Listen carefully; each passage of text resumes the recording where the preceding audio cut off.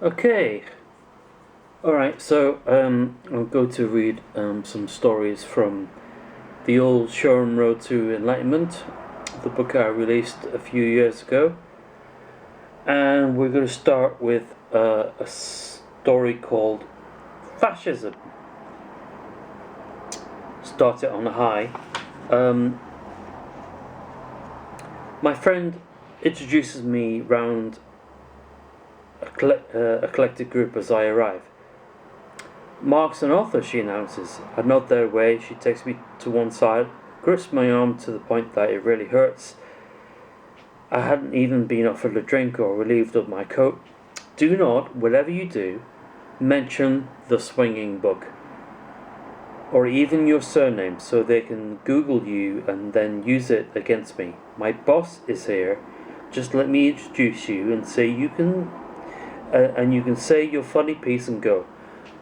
But we agreed, yeah? No sexual themes, okay? Jeez.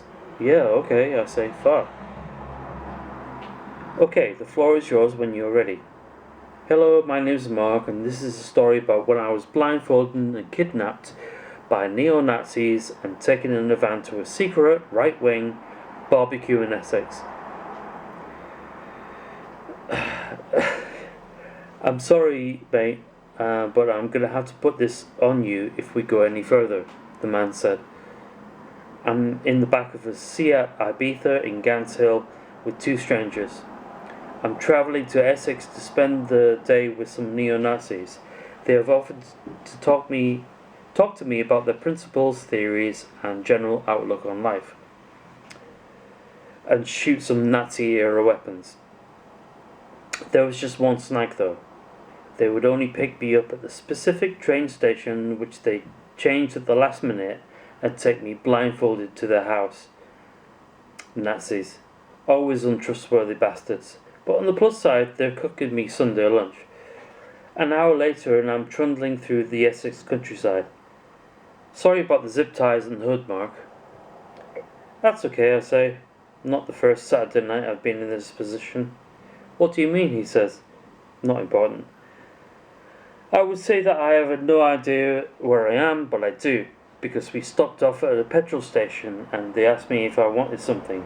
Sat in the back and still blindfolded, I asked them for a Kit Kat Chunky and gave them some money from my pocket. I mean, who doesn't love a Kit Kat Chunky when you are tied up? Just me then.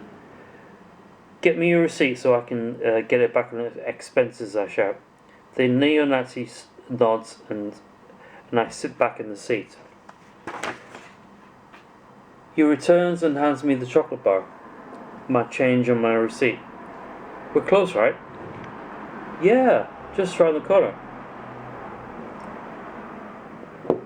I pocket the receipt with the petrol station's address on it and note how many turns we do in the car. See, this is all important life lessons from Farley here. But if you're going to tie me up, you naughty bastards, don't trust me. Also, the zip ties are really easy to get out of. They pulled the hood off me, and the first thing that hits me is the smell of roast lamb. That smells amazing, I say. Yeah, my bird is spit roasting in the backyard. Probably not the best time to make a joke. That's, it smells amazing. Let me show you the shooting range, he says proudly. Oh right, you have a shooting range and everything, I say, looking around for an exit. Have you ever shot a Walther PPK, he asks. Not this week, no. You are fucking funny. Wait, what happened to the zip ties? You don't want to know. The Nazi weapon of choice has a surprising amount of kickback to it. So does the machine gun he lets me shoot. I can't imagine these as weapons of choice for anyone. So, tell me something, I say, shoveling beautiful rare lamb and gravy into my face. Why Hitler? Well, he was an amazing, clever and brilliant man, and incredibly brave. The guy had some balls. Well, he had one, I nearly said. Shall I tell him about the dentist? Probably not the best time. And genocide, I say, helping myself to more Yorkshire puddings. Well, we don't No, that really happened. Right. Don't think I'm going to change his mind on that. It's hard to quantify, I agree, but it happened. You say. Have you been to Auschwitz, I ask. God, yeah. Been 3 times. It's a pilgrimage for us. We go and pray. The wife picks up her baby, who is crawling towards her. Hitler was an exceptional being, she says. Hitler was an exceptional human being, she says. Well, certainly efficient, and he was very misunderstood. He was a brilliant artist, didn't you know, of genocide, and he was a rubbish artist. And he regenerated Germany when they had nothing, she continues. Got a point there, but isn't it all a bit hatey? And what's the word I'm looking for? Evil, I say? That all depends. The Jews are an evil people and had to be stopped. Stopped from what? Okay, so what do you think about keeping his niece as a kinky sex slave? Sorry, what? Her name was Gelly Robau.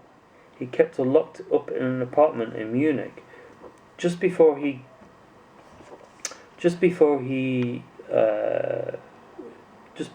got elected. The police now use it to store chairs. Trust me, I've been there. Basically, he fucked her, pissed and shit on her, beat her up, and then shot her, and they covered it up.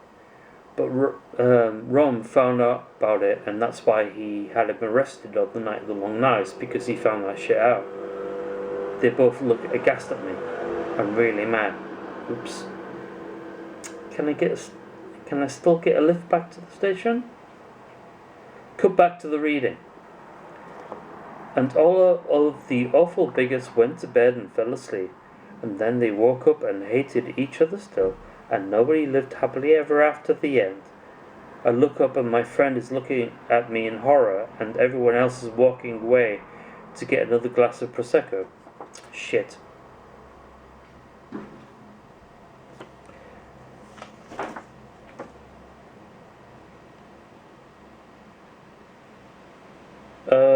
Yeah, a man, I guess. I mean...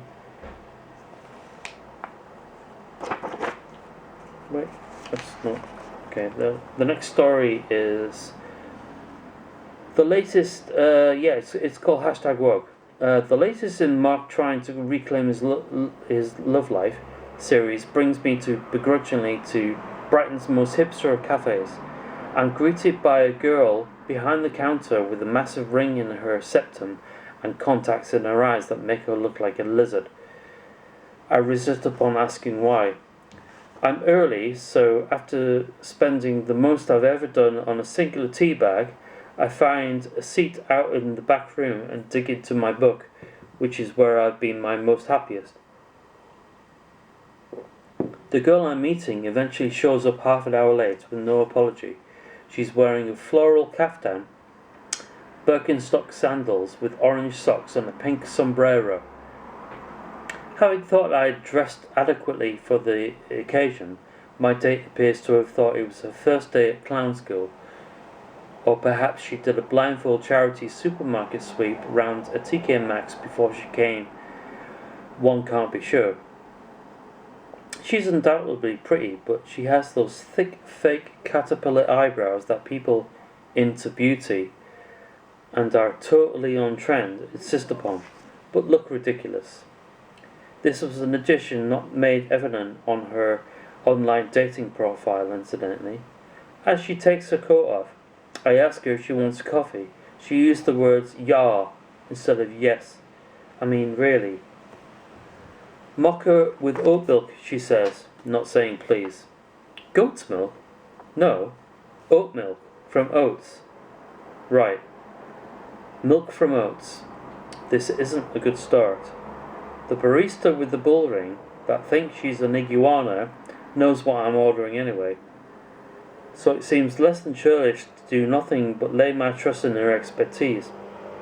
I carry through our drinks, and before I take my first sip, my date asks, "So Mark, let me know, are you #woke?"